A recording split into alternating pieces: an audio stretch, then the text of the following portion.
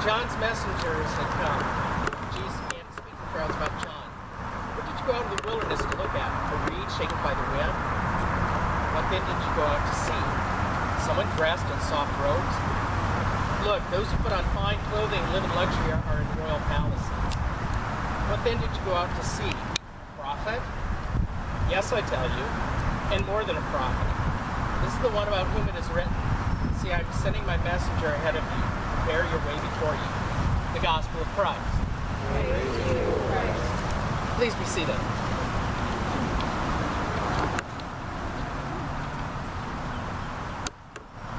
Dear friends, grace and peace to you from God and the Lord Jesus. Amen. Today we have two words. The first is comfort. The second is challenge. First word of comfort you heard when Psalm 23 was read together as a gathered congregation.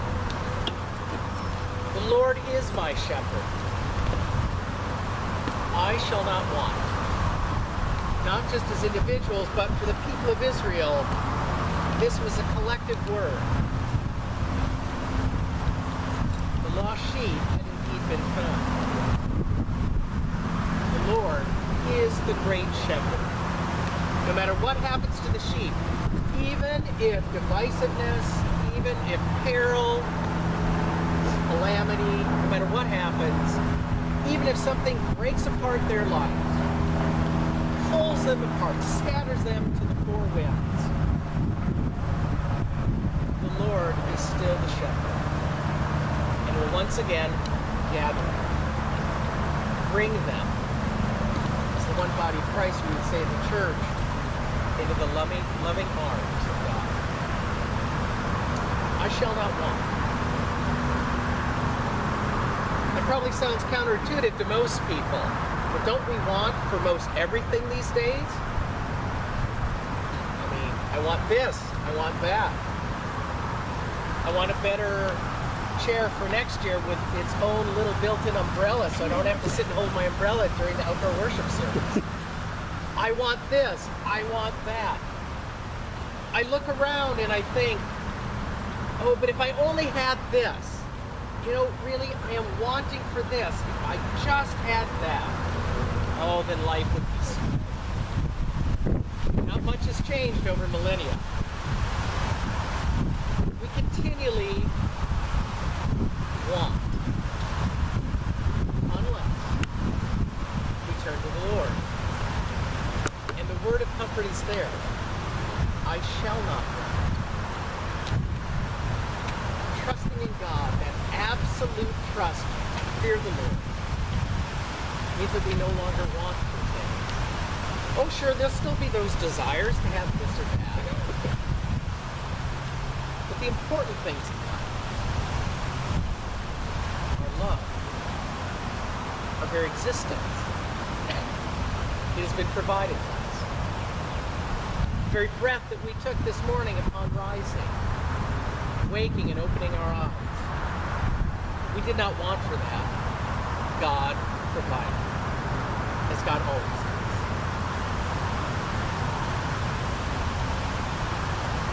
The Lord restores my soul. In very troubled times, these words of comfort are not used only in sickbed settings, hospital settings, or funeral settings. These words are used whenever we may feel the need to be reminded that the Lord is indeed my shepherd. God will comfort me. The Lord's rod and staff, they will comfort me. That imagery of the Good Shepherd will comfort us. Because we know, no matter where we find ourselves, no matter what's happened not only to us, but maybe to our friends or to our family, the Lord is still my shepherd. Even in the darkest valley, no evil will overtake us. We always have the comfort of the Lord. That is a promise that is very important during the presence of our enemies. But as those that we perceive who are against us, those who we feel either by words or by actions might do us harm, might tarnish our reputation, might speak ill of us, gossip about us. The list could be endless. We believe that no matter what, there is comfort. Not just because we read it in Psalm 23, not just because it's from the words of a shepherd boy who understood what it meant to take care of the sheep, but because we have the great shepherd. We have the loving God who brings comfort, who brings the peace that the world cannot bring us every single day, despite what we see around us. That is the first word of the good news today. Comfort. That's the gift that we have. And now comes the second word, challenge. It's a challenge to be a messenger of God. How many people woke up today believing, I am a prophet of the Lord? Come on, let's see those hands. Anybody? Did anybody wake up this morning?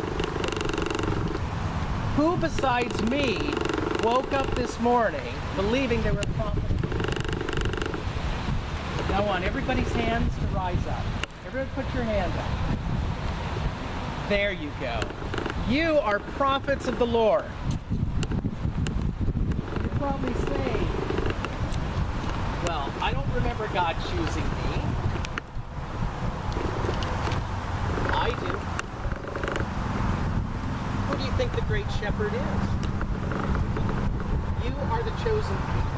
In the Old Testament, we always hear that language, the chosen people of God. But you are chosen people. You are God's creatures. You have been chosen.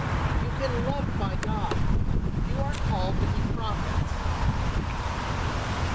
Now, some of you may be saying, well, yeah, but what am I going to get out of it? If you're going to say that I'm a prophet, don't I get something?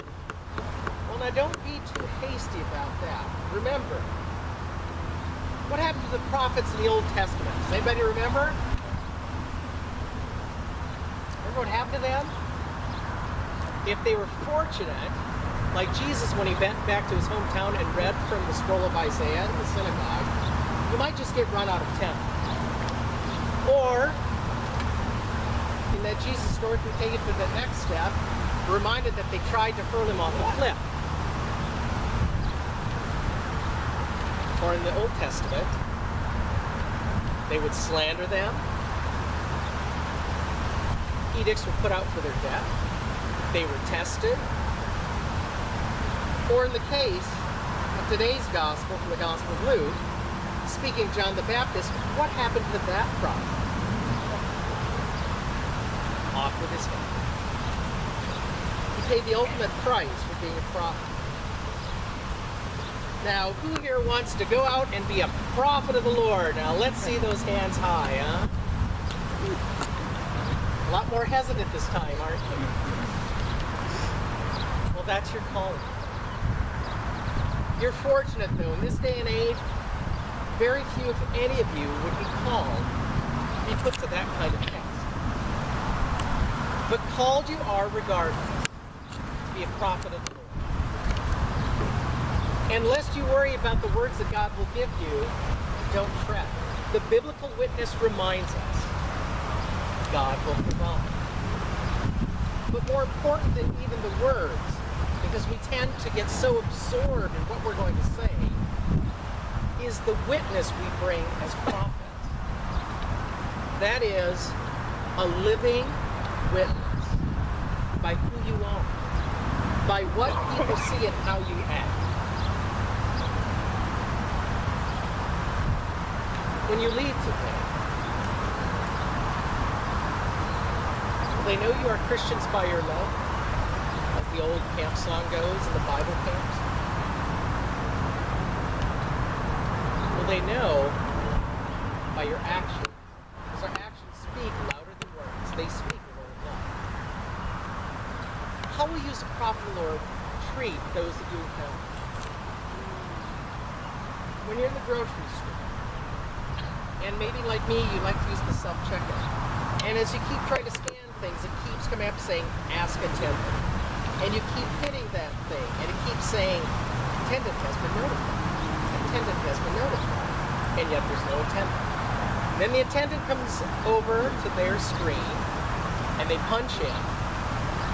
It goes back to being normal, and you try to put your next item through, and it says, please wait for assistant. Then you push that button again, ask for attendant. And if, like me, that happened the other day, it goes on and on and on at each single item. Now, do you get mad at the attendant? Do you look at him or her and just show your frustration at them? Or do you show your frustration merely at evil's technology? That's right, I said evil. I swear only the devil could come up with technology like the self-checkout and how often they don't work. What will they see you in? Will they just see you merely frustrated with a machine? And then each time they do something, be thankful? Or will you take up their frustration upon them? How many of you get calls from telemarketers, like me? Well, I've told you this before. This is pretty much our song and dance when a telemarketer calls us. And it's pretty obvious when I hear the big bass background and all kinds of people, this huge hall talking. And they try to say my name. Sometimes it's on us, whose, house, car, there. Heard it all. Do I rant and rave because they once again interrupted our dinner time? Called on a Saturday morning at 8 a.m. Maybe it's just me that they like to call. Called well into the late evening? Or do you merely answer, please put us on your do not call list, blessings to you? That is our answer every single time. And about half the time, they're so startled. I've had them say something like, thank you, peace be with you. If you think those people enjoy that job as telemarketer, you've never done telemarketing. It is merely a means to an end for them. This is not a dream job. How we treat others, especially in our vulnerable times, when they're intruding on our personal time and literally our personal space, how we react to the neighbor and the stranger. This is a lot about who we are as prophets of God. How we respond at those times, in those places. We'll tell people, and they'll know we are Christians by our love, by our loving actions, or the lack thereof. So today we have two words for the people of God. Two words for you, my beloved prophets. We have the word of comfort, and we have the word of challenge. The comfort comes from such passages as Psalm 23. The comforting knowledge of a God who wraps us in loving embrace, who gifts us with forgiveness and grace. And with that comes the challenge. Challenge to be a prophet of the Lord, to exhibit that love to each other, in our home, in our very family, especially when tensions run high. To exhibit it in our faith family, whenever two or more of us are gathered, and to exhibit it to those whom God has called us to share the good news, the neighbors and the strangers. Comfort and challenge. That's the good news, my beloved prophets. Peace be with you and on.